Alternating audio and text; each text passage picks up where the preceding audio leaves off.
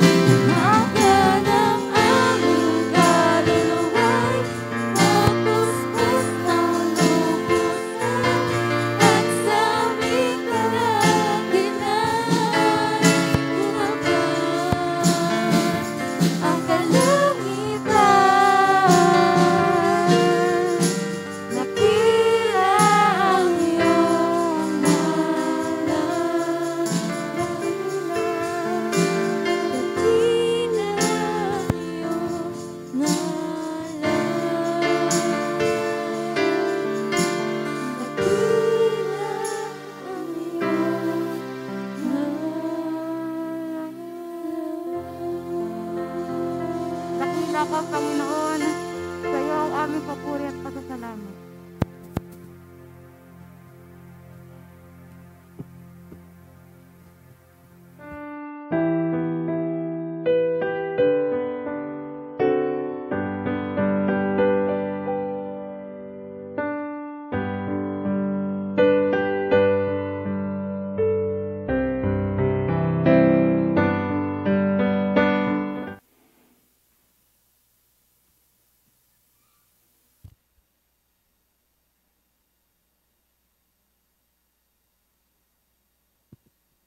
Sabi ng mga kabataan kanina,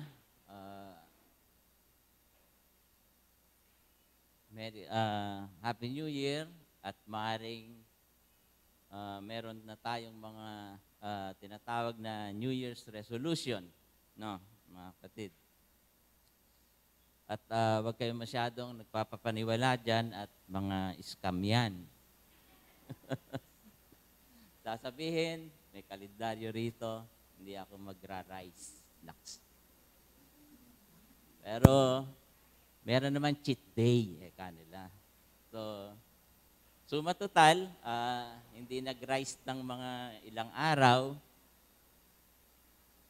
Pagdating ng ginutom, ngayon lang naman. Yan. Hanggang sa nakalimutan na yung New Year's resolution. Ayan, kaya mahirap ang ini-scam yung sarili kasi walang patutunguhan. Okay mga kapatid? This is the third day of the year 2021, January 3. Nung nire-research ko, saan nanggaling yung buwan ng January? Ano origin nito? Galing daw po ito kay Janus, yung Roman god of beginning and transition. Na ang itsura ni Janus, muka na dalawa. Yung isa, talikuran na ulo na muka. Yung isa nakatingin dun sa kabila, yung isa nakatingin dun sa kabila. Meaning, transition from old to new and forward looking. So that is Janus. January. Kaya natin tinatawag na makakapagsimula uli ako. Dahil Enero nga, bagong taon nga. But the truth is, mga kapatid, sa isang Kristiyano, hindi mo kailangang antayin yung January bago ka makapagsimula muli. Every day na gumigising ka, yun ang bago mong simula. Hindi mo aantayin na makalipas pa ang isa pang taon bago you start all over again and make a resolution. Kaya habang ikaw ay pinagpapala, tayo ay pinagpapala ng isang panibagong umaga, panibagong araw, that is a new beginning for all of us. Na let us be better than before or yesterday. Para tumataas yung level ng ating pamumuhay at paglilingkod sa Diyos. Always remember mga kapatid, we must be better than yesterday. Kung mabait ka kahapon, mas mabait ka dapat ngayon. Doon natin naiaano ang ating buhay na ipinahiram sa atin. And this morning, my topic is reset, a new beginning. Colon ba tawag doon? Reset, tapos that. A new beginning as a church. Pag sinabing reset, ito computer, word, o kaya sa cellphone natin, medyo bumabagal, ayaw nang gumalaw nung apps natin, i-off mo para mag-reset siya. So pag nabuksan na ulit, parang panibagong bumilis. Ayun, i-reset mo. And January, usually, dito pumapasok yung bagong mga plans and program ng iglesia. But this year and this month and the months before, challenge po sa atin iyon. Na sa devotion nga kanina, iba ang panahon ngayon.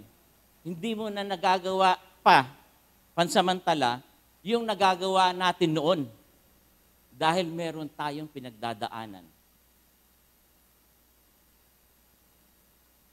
At hindi kaila sa lahat sa atin na marami tayong plano nung nakaraan taon na hindi natuloy.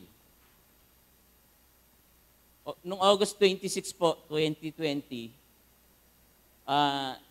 si Lynn nag-book ng pero January pa yata yun. Nag-book siya ng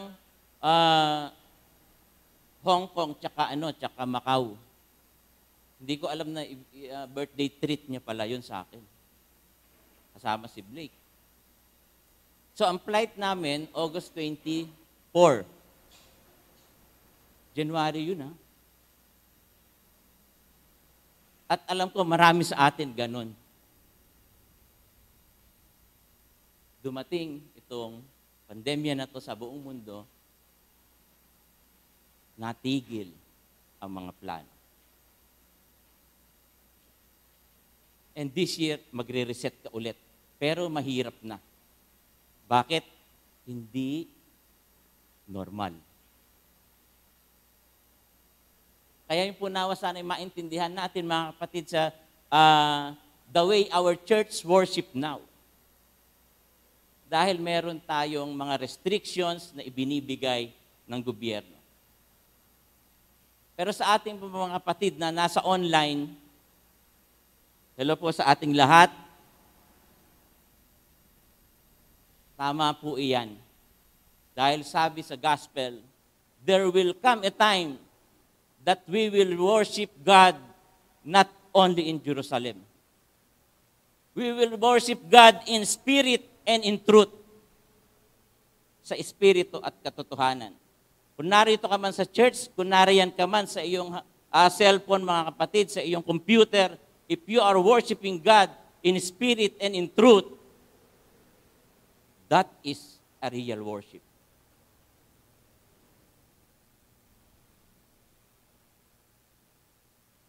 Dahil ang ating wino-worship ay espiritu.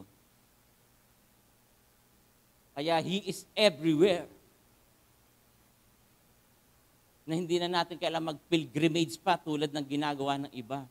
Na kailangan mahawakan natin kung ano yung dapat nating hawakan dun sa para masabi na we worship.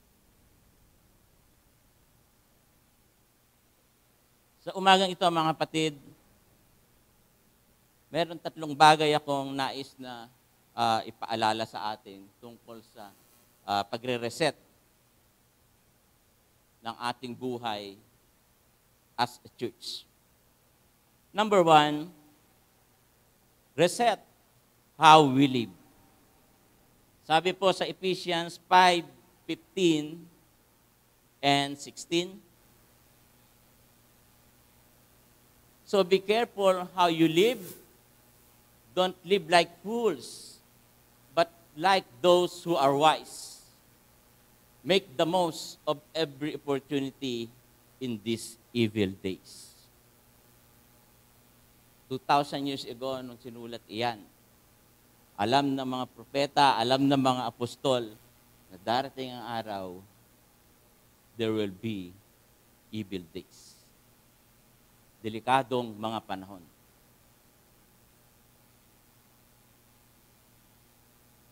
Let us examine our life, mga kapatid. Tingnan po natin yung buhay natin in details. Maaring ang buhay natin noong nakaraan, nakikita lang natin as generally, as a whole. Pero nung dumating itong pinagdadaanan natin pandemya, tingnan natin yung buhay natin in details. Nakakatuwa nga yung experience nila Brother Leo dun sa sa pag-worship nila ron, yung detalye na yung kaniyang ama at ina na maalala muli. Yung mga inaawit nilang mga awitin sa probinsya na Ilocano, yung detalye na ganun.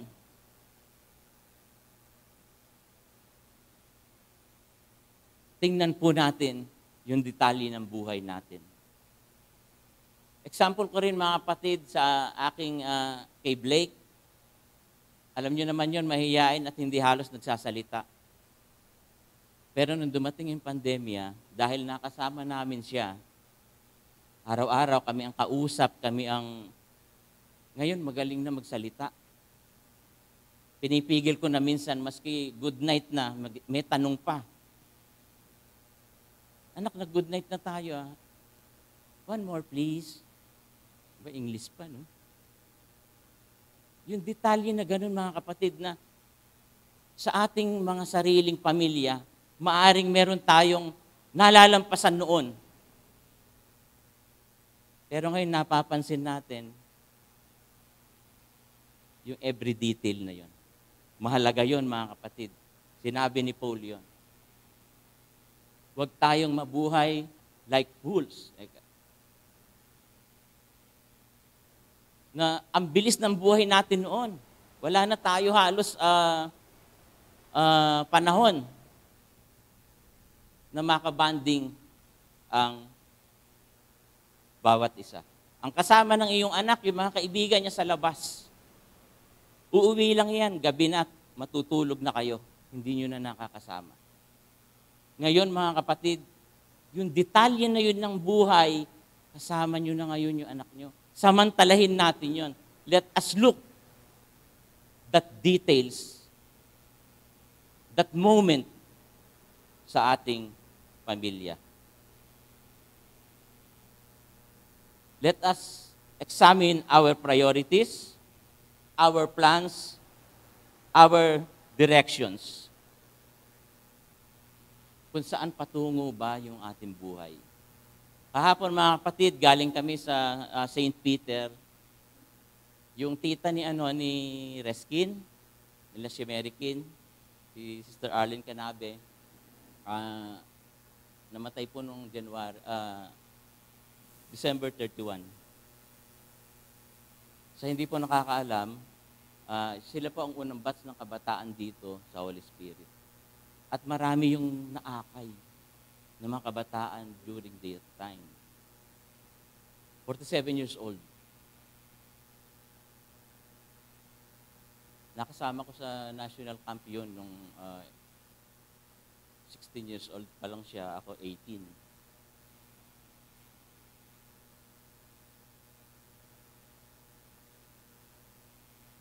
Hindi mo akalain na yung buhay na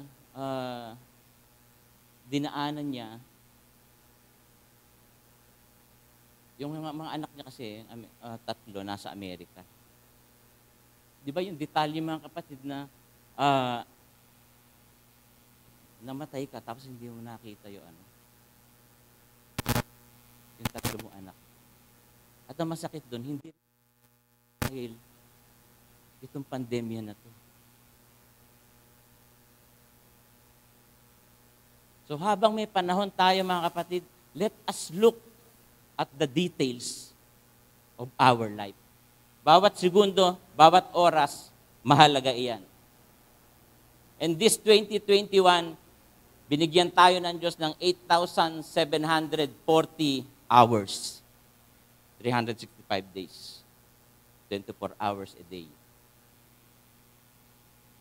Nawa, yung 8,740 hours natin ngayon, nabawasan na kasi 2 araw na yung 48 hours na yung bawas. Let us examine the direction of our life. Number 2, reset our mindset wisely. I-reset daw natin yung ating kaisipan ng may karunungan. 1 Corinthians chapter 1, verse 18 to 19. The message of the cross is foolish to those who are headed for destruction. But we who are being saved know it is the very power of God. As the scriptures say, I will destroy the wisdom of the wise and discard the intelligence of the intelligent. Ang tinutukoy dito, mga kapatid, yung intelligence ng mundo. Yung katalinuhan ng mundo. Sabi ng Diyos, wawasakin ko yung katalinuhan ng matatalino. Ang message sa cross, mga kapatid, yun dapat yung nagpapalakas sa atin. It is the very power of God. Reset our mindset wisely. Walking wisely requires that you are a thinking person. But not just thinking logically, but biblically. Dapat nag-iisip daw tayo, kung lumalakad tayo, nag-iisip tayo sa ating buhay. Pero hindi lang nag-iisip ng logical. Yung parang practical na lang. Dapat nag-iisip tayo biblically. Bakit? So we should develop, sabi rito, a biblical worldview to filter the news, to filter social media, and to filter moral issues. Dapat nag-iisip tayo biblical thinking. Alam niyo, one time, may nag-send sa akin ng message, chain message actually. Kayo maraming nakaka-receive din sigurong ganun, no? Ang sabi niya, please pray for Pastor Warren, Rick Warren, kasi bihag siya ng itatagalog ko na lang, kasi bihag siya ng ngayon, ng mga militanteng ISIS. Tapos, maraming Kristiyano sa probinsya ng India ang nakakulong ngayon sa mga simbahan at susunugin sila ngayong gabi. They will be burned tonight. Please pray for them and pass this message. Tanggap ko yun, 2018 yata. Pero yun, umiikot na 2014 pa lang. Ngayon, alam kong yon, 2014 pa lang, alam kong hoax yun. Nag-message ako dun sa kapatiran, sabi ko, ganito kasi iyan, hindi totoo iyang Kasi sa ngayon kako, si Rick Warren, may conference sa Nevada. Nasa hotel siya ngayon, nagpapahinga kasi bukas speaker siya. At galing ako kako ng Middle East, walang probinsya ang India. Ang India, states. Sinagot ako, sabi niya, at least pinag-pray ko sila. Aba, sister, hindi nga bibitayin si Rick Warren eh.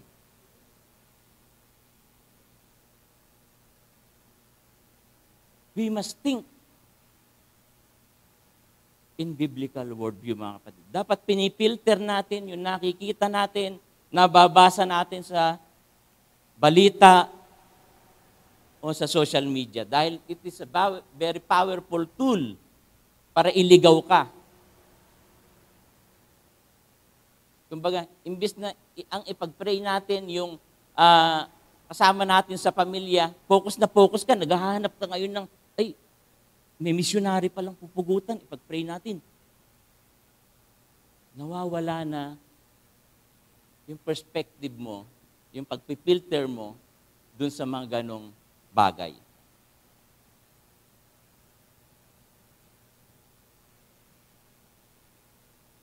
Sabi pa rito, the last days will be terrible times. 2 Timothy 3:1-5.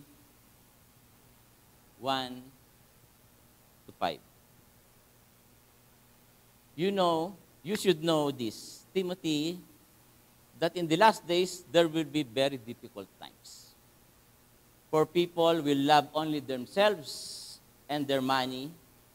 They will be boastful and proud, scoffing at God, disobedient to their parents, and ungrateful. They will consider nothing sacred. They will be unloving and unforgiving. They will slander others and have no self-control. They will be cruel and hate what is good. They will betray their friends, be reckless, be puffed up with pride, and love pleasure rather than God. They will act religious, but they will reject the power that could make them godly. Stay away from people like that. So, ang bigat po yung bilin sa atin ni Pablo. Lumayo ka sa mga taong ganyan. Dapat pinipilter talaga natin. We should be walking and thinking wisely. Kasi it may influence us.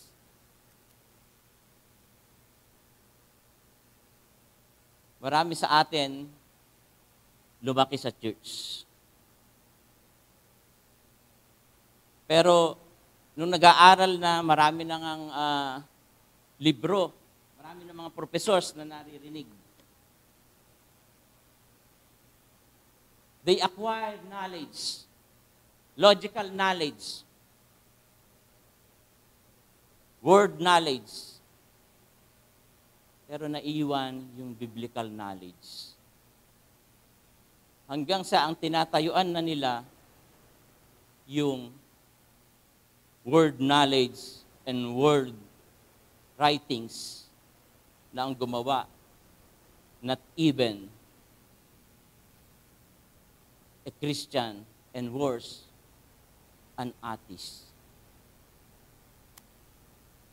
So mag-ingat po tayo mga kapatid, let us think and walk wisely. Sabi dito, unwise people adapts to the world system of morals and values. Doon sa verse 3 kanina, 2,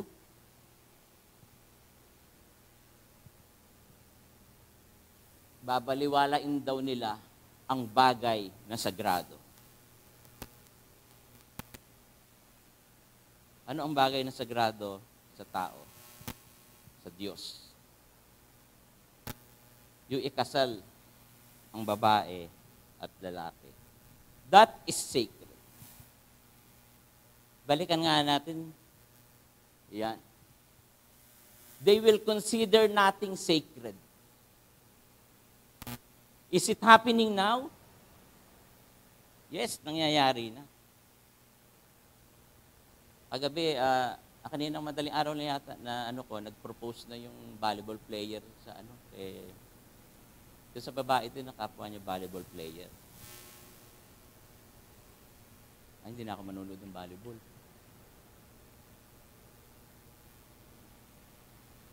They will consider nothing sacred. Ang plano ng Diyos, ang sagradong plano ng Diyos, magpakasal. Kung nais mo mag-asawa, magpakasal ka sa hindi mo gender. But the word morals, the word values, itinapon yung sacred na yon. What is important, sabi nila, nagmamahalan kami. Kami ang may hawak ng buhay namin. We don't care. Diyan sa sacred na yan, that is just an idea in a box. Kaya mahirap po magsasabi na, I don't care, mga kapatid. I don't care. A Christian must be careful. He or she must care for his life and for God's word in his life.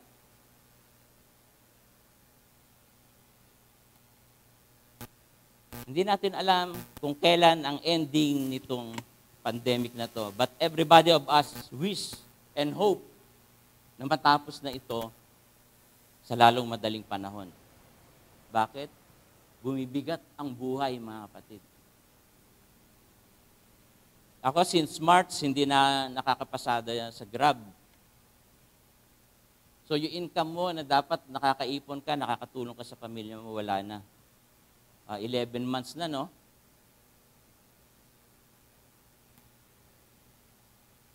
Kaya nag-iisip na ako magtinda ng mami, mga kapatid, sa kalye. Suggestion ni Dustin. Kasi si Brother Dustin, natitinda na ng mushroom, ano? Pasample naman dyan, Brad. Nag-advertise ka, walang sample. At hindi rin natin alam kung ito na yung sinasabi ng mga apostol na this is second coming. Sabi nila, palapit na ng palapit ang panahon. Let us walk wisely. At panghuli, mga kapatid, may last pa pala doon, hindi ko nabasa. Unwise people, sabi, live for temporal, for their fulfillment and pleasure. Yun, nabubuhay lamang sila sa temporal at sa pleasure. Dito ako masaya eh. Dito kami nagkakasundo eh. Kung saan kami makasaya, doon kami. Nakakalungkot. Panghuli, mga kapatid, reset our mindset in unity as a church. 1 Corinthians 1:10.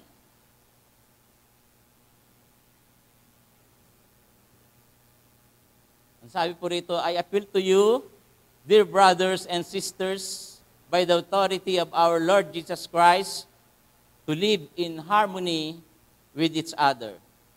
Let there be no divisions in the church, rather be of one mind, united in thought and purpose. Ito po, parang appeal ni Pablo sa mga kapatiran sa Corinto. At alam niya namang nangyayari ito sa iba't ibang dako ng mundo. Before we proceed, ang church ay pag-aari ni Christ. So lahat ng members dapat doon naka-loyal sa pag-aari, sa may nag-aari, to the owner. Kaya kung member ka ng church, dapat loyal ka dun sa founder o dun sa may-ari. Sabi niya kasi, di ba? Upon this rock, I will build my church. Hindi church ni ganito. Hindi church ni ganon. We must be loyal to Christ. Ang isa pong organization, pag wala pong harmony, wala pong pupuntahan. Halimbawa sa basketball, 5 ang player, di ba? Yung 5 na yon, may kanya-kanyang designated task. Hindi pwedeng shoot lang ng shoot yung isa. Pagkakuha ng bola, shoot niya agad. Hindi na magpapasa. Ganon din sa iba't ibang organization. May mga task iyan. Yun yung harmony na sinasabi ni Paul. Pag nagpaawit, dapat umawit. Pag nagpe-pray ang church, dapat nagpe-pray ang lahat. Pag may gawain ng church, dapat dumadalo ang lahat. Kahit malayo ka o nasa online ka. Kapag may meeting ang church, dapat nakikimiting ka rin. Bakit? Kasama ka sa church eh. Kasama ka sa team.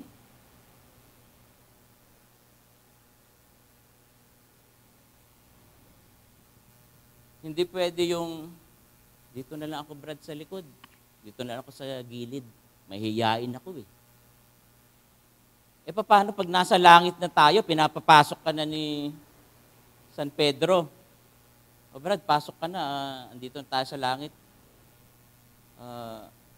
San Pedro, dito na lang ako sa gilid. Okay na ako rito. Mahihiyain po kasi ako eh.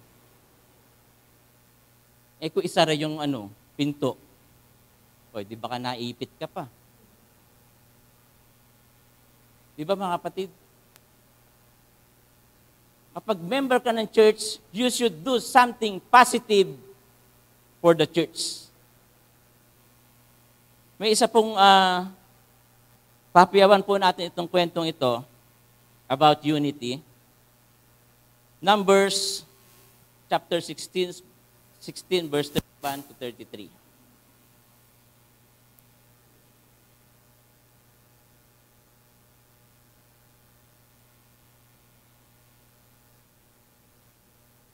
Sabi rito, he had hardly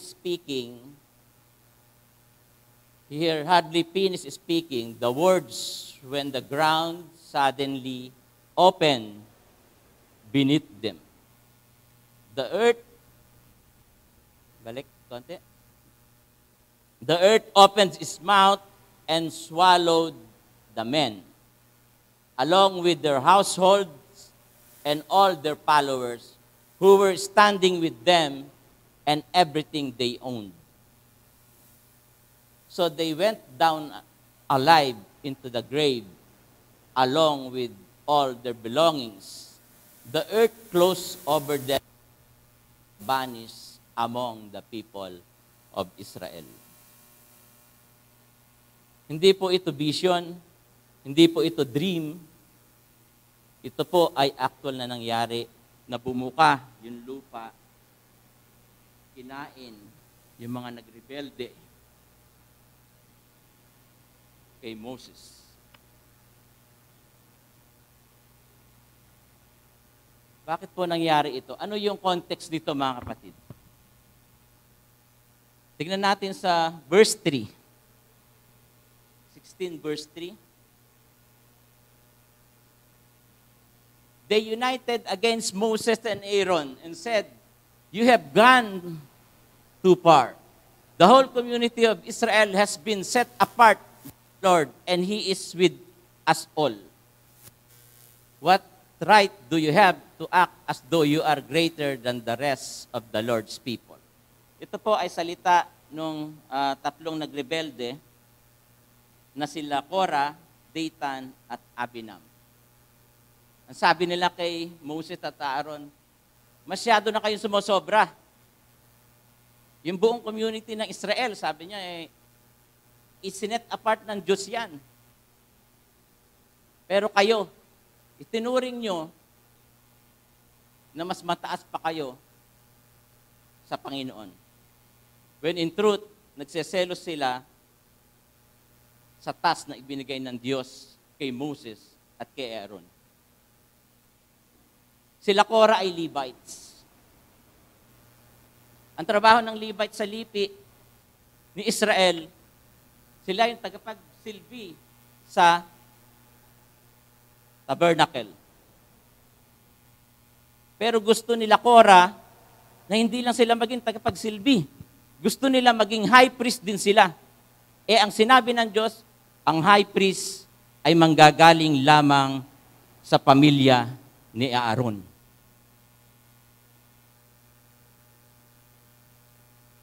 Pagod na kami. Lagi na lang kami nagsisilbi dito sa tent. Dito sa tabernacle.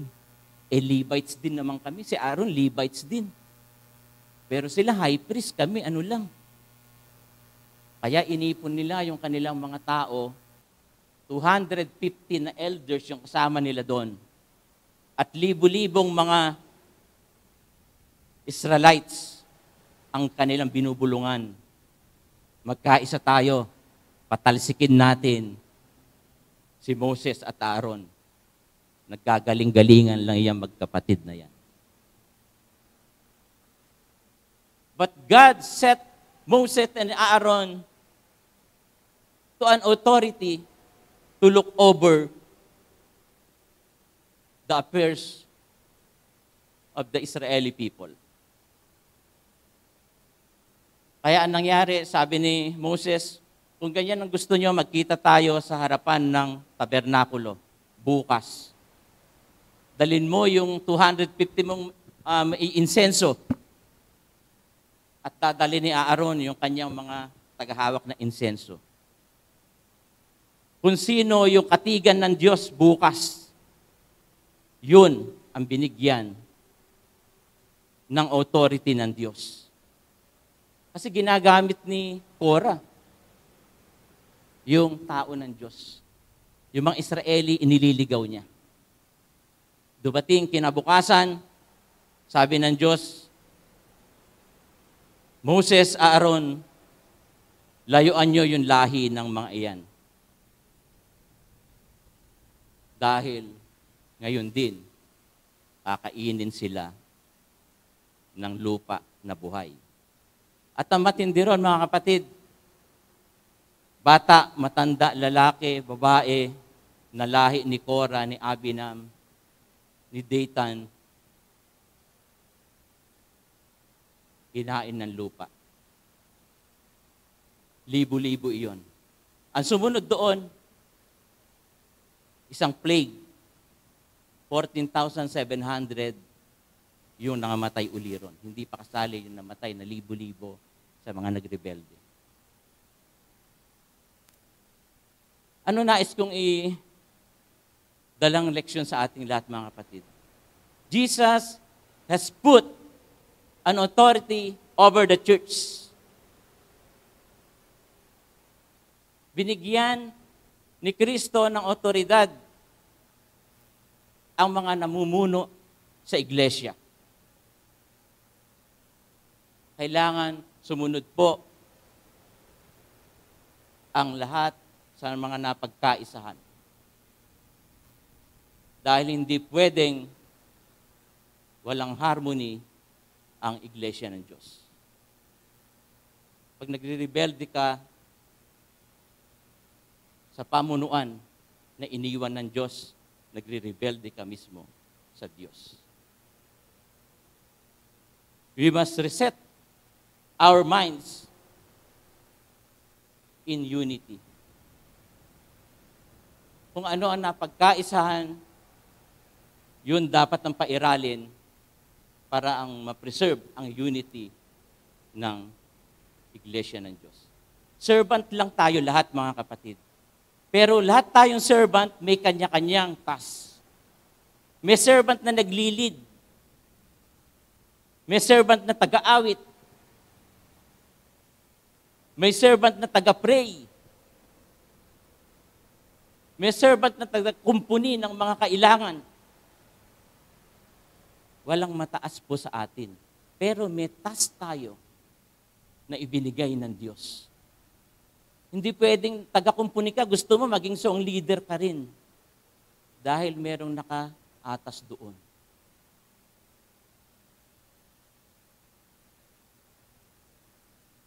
Unity, mga kapatid, ang kailangan ng church.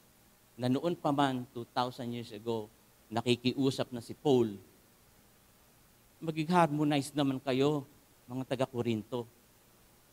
Ayusin ninyo. Dahil pag hindi ninyo inayos, sabi sa later books niya, darating ang maninila, hindi galing sa labas, kundi galing mismo sa loob. Nagkukunwaring tupa, pero isa pa lang wolves. So this morning, mga kapatid, yung bagay na yon, yung tatlong bagay na yon, let us reset. Unang-una, reset how we live. Yung detalye ng buhay natin. Kung hindi mo hinahalikan yung mga anak mo, o niyayakap, yakapin mo.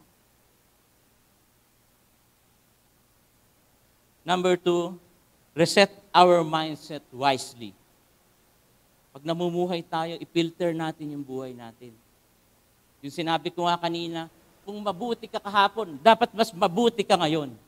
Kung mabait ka kahapon, dapat mas mabait ka ngayon. Pinapahiram tayo every day ng 24 hours. Gamitin natin yung 24 hours na yon, na pag naubos yon, makakaharap ka sa Diyos. Lord God, thank you dun sa 24 hours na ibinigay mo sa akin. I was better today than yesterday. At panghuli, let us reset our mindset in unity. Dahil ang kapangyarihan na ibinigay ng Diyos, maging ito ay sa loob ng pamilya, dapat ang anak magpasakop sa kanyang magulang. Magpasakop, kung ito ay nasa gobyerno, magpasakop tayo. Kung may kasalanan sila, sila ang magdidusa, hindi tayo. Hindi tayo kasali sa magre-rebel. At ganun din sa church. It is a principle God wants to apply to all. Kasi siya ang gumawa ng bansa, siya ang gumawa ng gobyerno.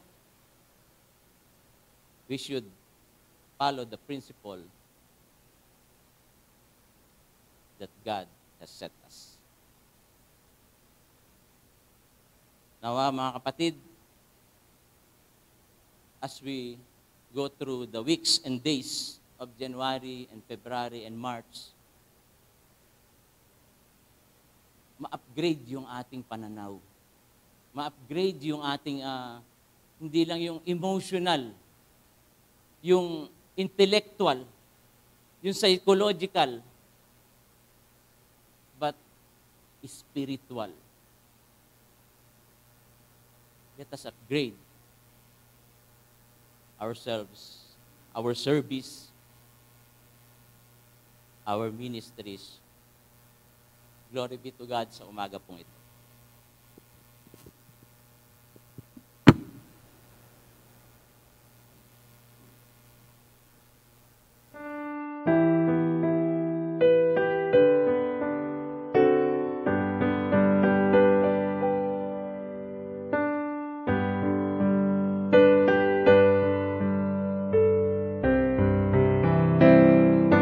Sa ating banal na dulang at sa pag-alaala natin sa dakilang sakripisyo ng Panginoong Hesus, ito po ang ating mababasa sa Ebanghelyo ni Juan, kabanatang 6, talatang 53, patuloy na ganito po ang kanyang sinasabi. Sinabi ni Hesus, "Pakatandaan ninyo, malibang kainin ninyo ang laman ng anak ng tao at inumin ang kanyang dugo, hindi kayo magkakaroon ng buhay. Ang kumakain ng aking laman at umiinom ng aking dugo ay may buhay na walang hanggan, at muli ko siyang bubuhayin sa huling araw. Sapagkat ang aking laman ay tunay na pagkain, at ang aking dugo ay tunay na inumin. Ang kumakain ng aking laman at umiinom ng aking dugo ay natili sa akin at ako naman sa kanya. Isinugo ako ng buhay na Ama at ako'y nabubuhay dahil sa Kanya. Gayon din naman ang sino mang kumakain sa akin ay mabubuhay dahil sa akin. Ito ang tinapay na bumaba mula sa langit. Hindi ito katulad ng kinain na inyong mga ninuno sa ilang. Namatay sila kahit na kumain niyaon. Ang kumakain ng tinapay na ito ay mabubuhay magpakailanman." Sa mga sandaling ito, mga kapatid, katulad po ng inihabilin ng ating Panginoong Hesus, na tuwing tayo po ay nagkakatipon, ay atin pong tatanggapin ang tinapay at ganoon na rin ang katas ng ubas na siyang simbolo ng kanyang katawan at dugo. At sa mga sandaling ito, tayo po ay magbulay-bulay. Alalahanin po natin na siya po ay nagkatawang tao. Yan nga po yung sinelebrate itong nakaraang December. At siya po ay namatay doon sa krus. Ngunit siya po ay muling nabuhay upang ang bawat isa sa atin ay magkakaroon ng buhay na walang hanggan. Tayo po ay manalangin. Amang Diyos, kami po ay muling lumalapit sa iyo sa mga oras na ito. kami po ay nagkakatipon sa umaga ito upang ikaw ay aming samba. At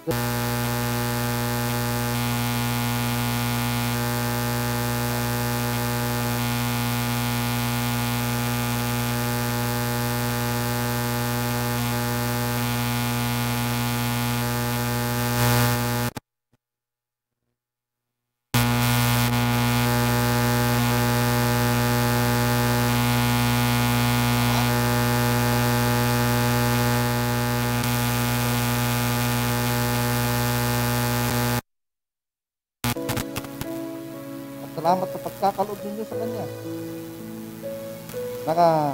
Pagkamat kami po ay nakakagawa ng kasalanan, kami po ay tinubuos ay pag-asa na sa buhay na walang hanggan.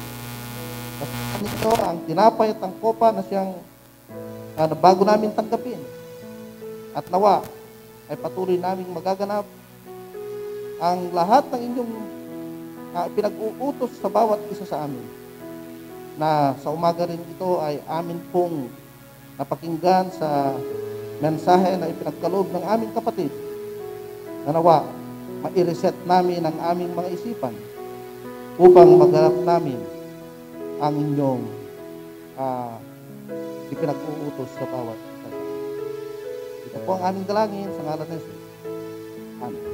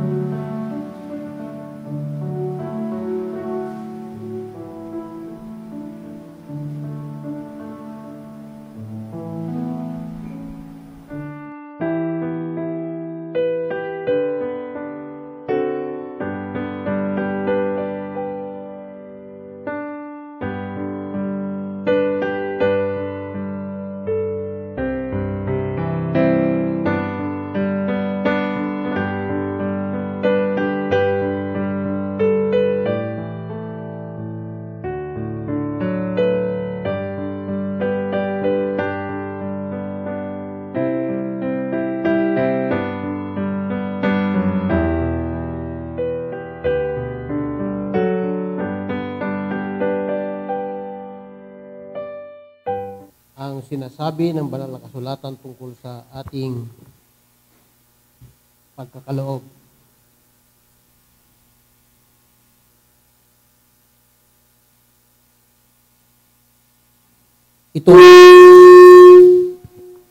Itong year ng 2020 ay masyadong hindi maganda ang mga nangyayari. Sa pamilya ko lang, 2 kapatid ko ang namatay nung February. Yung nag-aral ng seminary, si Roel. Nakaabot yata ng 2 taon yun sa seminary. Hindi nagpatuloy. Namatay, na-stroke.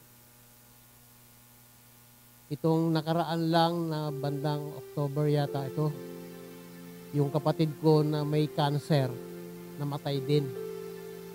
Kaya itong taon na to, 2 kapatid ko ang nalagas. Noong year 2018, kamuntik na rin ako dahil na-stroke ako. Medyo nautal ako ng konti at nanghina. Balgado na nga yung kaliwa ko. Ito pa yung naapektuhan yung kanan, kaya hirap yung kumilos. Medyo hindi na masyadong komportable ang galaw ko, kagaya nung dati. Kasi kahit dati may balda yung kaliwa ko, maayos ko namang nagagalaw, nakakatugtog pa ako ng maayos. Ngayon, medyo nahirapan ako. Hindi makapiga ng gitara, hindi maipit maigi, hindi makadiin. Nanghina talaga siya. At kahapon ay nanggaling kami sa kapatiran na batang-bata pa rin, 47 years old. Sila yung mga unang batch ng kabataan. Namatay sa diabetes rin. Kaya tuwing may mamamatay sa diabetes, kinakabahan ako. May diabetes ako eh. Kaya, ang buhay talaga na talakay ni Brother Ronnie doon kahapon eh, hindi talaga tayo ang may hawak. Pinahihiram lang tayo ng Diyos ng buhay natin. Kaya, habang narito tayo sa lupa, paghandaan po natin mga kapatid, ang ating buhay para sa kabila. Mag-impok tayo doon ng kayamanan sa kabilang buhay. Ang sabi ng isang kapatid na bagong promote as a elder, nung nagbasa ng kasulatan sa Matthew chapter 6 verse 18 to 21, na ang sabi doon eh, huwag kayong mag-ipon ng mga kayamanan sa lupa. Dahil dito ay maraming tanga.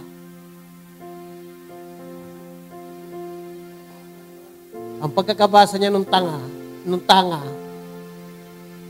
is something insect na sumisira ng tanga. Ay ang pagkabasa niya ay tanga. Huwag kayong mag-ipon ng mga kayamanan dito sa lupa dahil dito ay maraming tanga na naninira. Mag-ipon kayo ng kayamanan sa langit dahil doon ay walang tanga. Tayo po yung magsitayo, ating pakinggan ang sinasabi ng talataan. At babasahin ko uli yung kanyang binasa nung una niyang mabasa ito. Matthew chapter 6 verse 18. At ganito po ang pagkakasabi. Verse 19. Huwag kayong mga tipo ng mga kayamanan sa lupa na dito'y sumisira ang tanga at ang kalawang, at dito'y naghuhukay at nagsisipagnakaw ang mga magnanakaw. Kundi magtipon kayo ng mga kayamanan sa langit na dooy hindi sumisira, kahit ang tanga, kahit ang kalawang, at dooy hindi nanghuhukay, at hindi nagsisipagnakaw ang mga magnanakaw. Sapagkat kung saan naroon ang iyong kayamanan, doon naman doroon ang iyong puso. Tayo po'y manalangin sa ating Diyos. Maraming salamat sa iyo, Ama, sa kabila ng pandemic na umiiral sa buong mundo, Panginoon. Ay narito ang ilan sa iyong mga anak na nagpapatuloy na gumaganap ng tungkulin ng pagsamba sa bahay dalanginan mang ito o sa kanilang mga tahanan. Salamat sa pagkakataon. Salamat sa ganitong pagsubok sapagkat na ipapakita namin dakilang Diyos na kami ay patuloy na sumasampalataya anuman ang maging sitwasyon, maging sa kagutuman man at maging sa kaginhawahan man o maging sa anumang sitwasyon ng buhay, Panginoon, kami ay narito at handang sumba, handang magpuri sa dakila mong pangalan sapagkat ikaw ang may lalang sa amin at ikaw ang may-ari sa amin, Panginoon. Salamat sa mga kaloob na mga pangangailangan namin sa araw-araw. Salamat sa pag-provide mo ng lahat ng mga ito, dakilang Diyos. Ang aming dalangin ay patuloy mo kaming kalingain at patuloy mong ipagkaloob ang pangangailangan namin sa araw-araw, lalo't higit ang kalusugan. Dakilang Diyos ay patuloy mong ipagkaloob ang pananampalataya nawa ay huwag mawala sa amin ang aming pag-asa, Panginoon. At nawa, dakilang Diyos, ay ipahintulot mo na matapos na ang suliraning ito upang ang iyong mga anak ay makapanambahan ng walang hadlang. Maraming salamat sa iyo, Ama. Pagpalain mo ang hanap buhay ng bawat isa sa amin. Pagpalain mo ang aming mga kaloob. Nawa ay patuloy kaming makatulong sa mga tao, Panginoon, sa abot ng aming kakayahan na kami ay makapagbigay ng tulong upang kahit paano ay makaginhawa sa kanilang buhay. Maraming salamat sa iyo, Ama. Pagpalain mo ang bawat isa sa amin. Ito ang aming dalangin sa pangalan ni Jesus. Amen. Mercy is falling, is falling, is falling. Mercy, it falls like a sweet spring rain. Mercy is falling all over me. Hail, I receive your mercy. Hail, I receive your grace. Hail, I will dance forevermore. Mercy is falling, is falling, is falling. Mercy, it falls like a sweet spring rain. Mercy is falling all over me.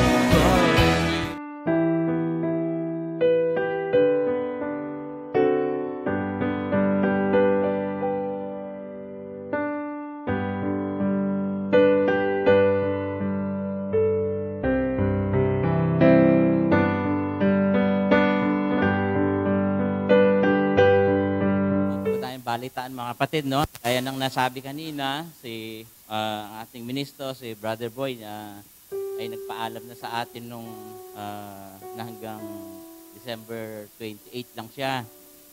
Subalit, dahil pupunta nga siya sa Amerika na, may mga plano sila sa Germany, sa South Korea. Opo, yan ang mga plano. Subalit, dahil sa higpit nga na at wala pang kasiguruhan yung ating daraanan, mag-i-stay muna siya rito sa atin hanggang May. So, maaaring humaba pa iyon, depende ulit sa takbo nga ng ating pandemya, mga kapatid. At ngayon, isang buwan siyang wala sa atin. So, every Sunday, iba pong mangangaral yung ating mapapakinggan. So, good thing din po yun kasi na-harness yung mga talents na ibinigay sa ating mga kapatid dito sa church. Kaya sa susunod na linggo, si Brother Dustin, sa susunod si Brother Leo, susunod si Brother Toots, at panghuli at matagal nang inaabangan nito, si Brother Jason. Yan. Last Sunday, 31 yata, January 31. So, purihin ng Panginoon po roon. At may mga nagtatanong po kanina sa PSN kung may second service tayo. So, sabi namin ni Brother Leo, wala pa kasi wala pa na pagkasunduan. Tsaka may mga bakante pa naman dun sa Tinignan ko kanina 23 pa lang. Brother Mark, kasali ba kayo nagpirma doon? Kasali na sila, 23 pa lang tayo. So, kaya pa ng ito eh. Kung 23 pa lang tayo at kung 40, so 17 pa. No. So hindi pa natin kailangan mag-second service dahil malung pa naman yung church natin. Kaya pa i-accommodate yung ano. So yan na lang po yung ibalita din natin sa ating mga kakilala, mga kapitbahay na kapatiran. Wala pang second service, maluwang pa yung first service na space. Okay? Ayun si Ate Dayan, merong balita regarding ata ito sa o kakanta yata. Ayun po, lubos po kaming nagpapasalamat sa lahat po ng sumuporta ng caroling. Maraming salamat po sa mga nanood online, sa mga nagkaloob po ng kanilang pamasko. Maraming salamat po at nawa ay patuloy po nating suportahan ang lahat po ng gawain ng iglesia. Hindi lamang po ito limitado sa mga ministries, but dahil nga po sa mga nangyayari, ini-aim po namin talaga na mas maraming matulungan, lalo na po sa mga nangyayari ngayon, sa pandemic, sa napakaraming mga bagyo, ayan. At marami pa pong mga gawain. So, katulad po ng mga proyekto po ng multimedia, mas lalo po sa evangelism at sa pagtulong po sa ating mga kapatiran. So, muli po maraming salamat po. Lubos po kaming nagpapasalamat at marami na po ata tayong nalikom, pero si Finance Ministry na lang po ang mabalita po sa inyo. So, muli po maraming salamat. Thank you, Ate Dayan.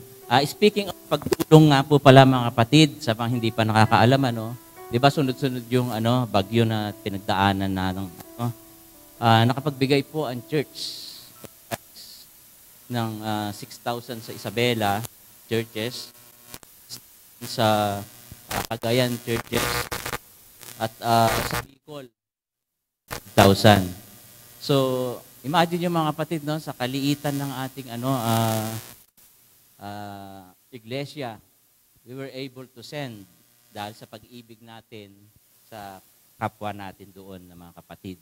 So, purihin ang Panginoon for that.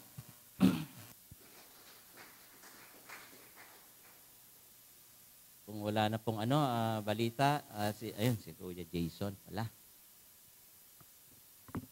Good morning po sa ating lahat. Nais ko rin pong ibalita yung ating maliit na, hindi po maliit, kundi gift ng church po para sa mga bata ng Sunday School. Nung nakaraang linggo, ako po ay nag-house to house at ipinarating ko po ang gift para po sa mga bata at lubos po yung pasasalamat, hindi lang po yung mga bata, pati po yung mga magulang na sa kabila ng pandemic, wala pong mga klase, ay hindi daw po nalimutan ng Church sa Holy Spirit na bigyan ng mga bata ng gift. Taon-taon po yan. Kaya maraming salamat po. Nawa patuloy po nating ipanalangin, hindi lang po ang mga bata, maging yung mga magulang ng mga batang ito. Na sila po ay makakilala sa ating Panginoon. Muli, purihin ang Panginoon. Salamat po. God bless. Alam niyo po, pag titingnan yung mga post ni Jason, nakakatuwa kasi kakaiba siya sa lahat ng ninong. Ito lang ang ninong na siya yung naghahanap ng inaanak niya. Opo, hindi nagtatago. Talagang, kaya advice ko sa inyo, ipamalita nyo, kunin yung ninong ito sa mga maaasahan na ninong. Okay, thank you Jason for your heart to our kids, sa ating mga bata. Tayo lahat ay tumayo para sa ating close.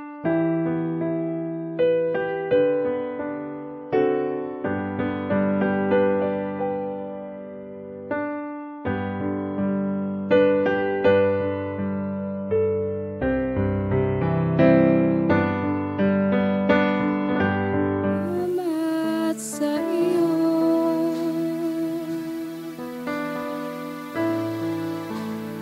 aking Panginoon.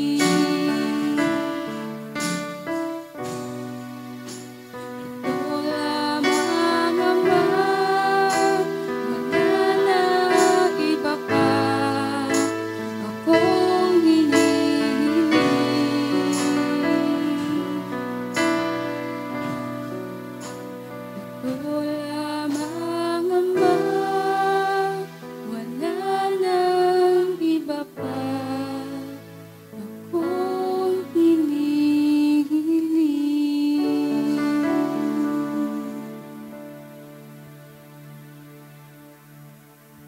Kapatid, tayo po ay magko-closing prayer, mga kapatid sa online at dito sa church. Samahan niyo po ang inyong lingkod para sa closing prayer. O Diyos na makapangyarihan sa lahat, isang panibagong taon sa pangatlong araw ng 2021, narito pa po kami. Buhay, may kakayanan na umawit, na magpuri sa iyong banal na pangalan. Mabigat po, O Diyos, ang kinaharap naming future.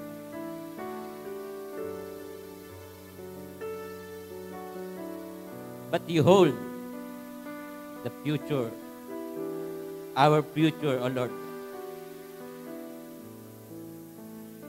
Kaya ang iyong mga anak, sa dako ng Holy Spirit, at sa iba't ibang dako, O Diyos ng mundo, we put our trust in you.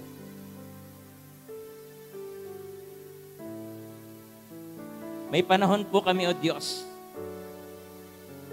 na maglingkod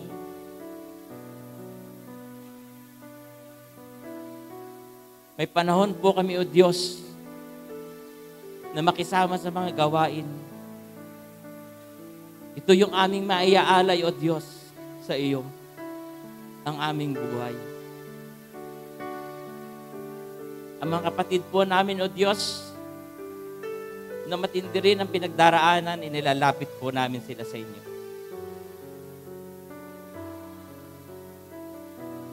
Dinggin mo, O Lord,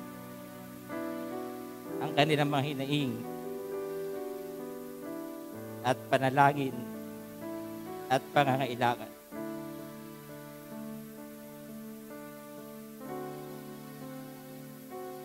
Panginoon,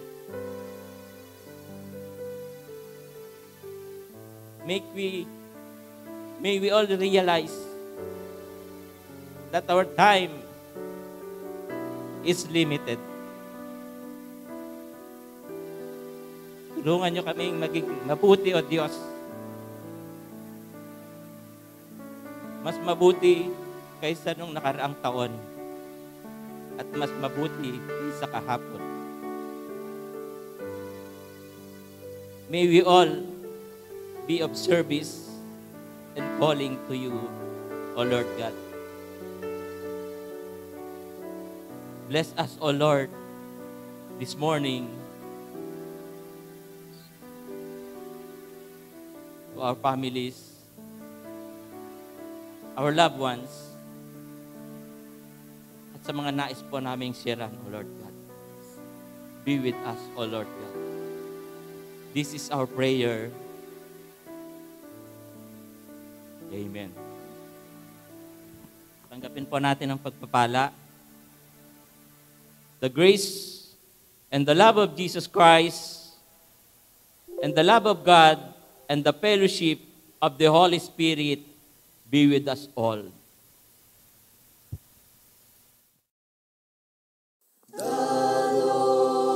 Bless you and keep you. The Lord lift his countenance upon you and give you peace. And give you peace. The Lord make his face to shine upon you. And be gracious to you. And be gracious. The Lord be gracious